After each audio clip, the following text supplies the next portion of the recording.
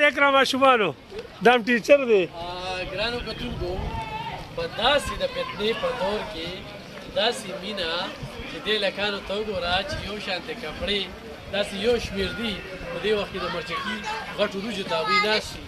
هغوی نه راپاڅېدل نو هغوی چې ما ولیدله نو ما یې چې د تاسو سره